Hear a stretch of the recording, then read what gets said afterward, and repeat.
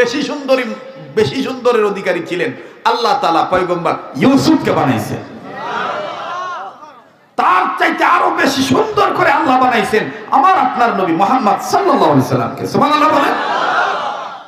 এবার সাথীরা ডাক দিয়ে কয়, এ নে তোর ওয়াজ হুনবা রাহি নাই, পারবি এরকম একটা সুন্দরী বউ বিয়ে করতে? এখন দিছে পার, মানে টিটকারি করতেছে। এখন সে ছেলেটা, সব মানুষেরই তো একটা আত্মমর্যাদা আছে, কম আছে না? আর আমাদের দেশে কিন্তু দেখবেন বিবাদ, মারামারি, বিভাজন, হটকারিতা, এই খুন খারাপি, এই যে টুকটাক বিষয় লুই লাগে, বেদ ধরে চ্যালেঞ্জ করে, ওরে বিয়ে করা পারবি? ওরে বিয়ে করা পারলে আমি তোর এইটা করবো সেইটা করবো। তো এরকম যখন বেদ ধরছে, বাজি ধরছে, এখন ছেলে আস্তে করে টুপিটা খুলিয়া সব কিছু বাদ দিয়ে কইতেছে, তোরা যদি রাজি থাকস দেখ আমি ওরা ডাইরেক্ট বিয়ের প্রস্তাব দিব।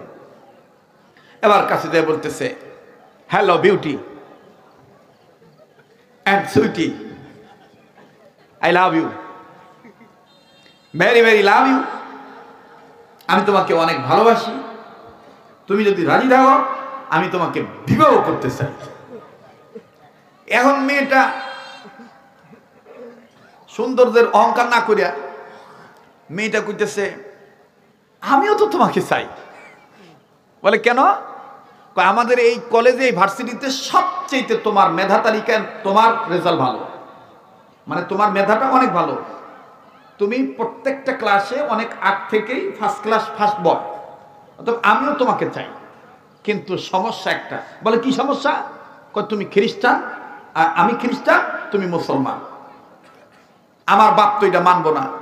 এখন ছেলে ডাক দিয়ে কইতেছে, যদি তোমার বাপ না মানে আমি মানাইতে বাধ্য করবো, আমি রাজি আছি, তুমি অনুমতি দাও, আমি তোমার বাপের কাছে আগেই না। আজকে রাত্রে যাই আমি আমার বাপের বুঝাই, আমার বাপ যদি অনুমতি দেয় তাহলে তুমি যাইবা। আমি কিন্তু আপনাদেরকে বুঝাইতে চাইতেছি, লতা পাতা হাদা পাতা নাকি কোরআনের পাতা, এই বিষয়টা বোঝানো, মনে থাকবো তো কথাটা, পয়না হারাইবেন না। ও মুসলমান, বিধর্মীরা যতই সৌন্দর্য হোক, ওই দেখবেন গাইটা দেখবেন হয় লতা পাতা, নাহলে হাদা পাতা, আর নাহলে তেজপাতা। আর মুসলমান যতই গরিব হোক, গাইটা গুইটা দেখবেন যে কোরআনের পাতা। এবার গেছে ম্যাডাম, গেছে বাড়িতে। ম্যাডাম বাড়িতে যাইয়া সারা রাত ঘুমায় না। তো মা ডাক দিয়ে কি হয়েছে আমার কাছে কয়, মা এরকম এরকম এরকম এরকম ঘটনা, একটা ছেলে পাগল হয়েছে আমার জন্য, তো আমিও সেই ছেলেটাকে পছন্দ করি। এখন মা তো এই কথা শোনার পরে বলতেছে, এখন সমস্যা কোথায়? আব্বা তো মানতে পারবো না, আব্বা তো রাজি না, আব্বা তো মনে রাজি হইব না, কারণ